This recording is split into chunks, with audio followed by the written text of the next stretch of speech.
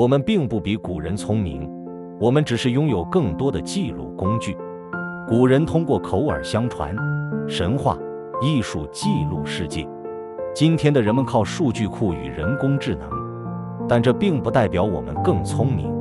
这句话让我们谦卑地回望文明史，也促使我们反思：科技并不能取代智慧，它仅仅是一种工具。关键在于我们如何运用这些工具去理解人与世界的关系。我们只是在不停地完善我们的工具，哪怕才打败了围棋9段，哪怕它的算力几分钟超过我们人工算力成百上千年，但它只是我们在不断完善中的工具之一。我们要相信未来还会有比 AI 更强的工具。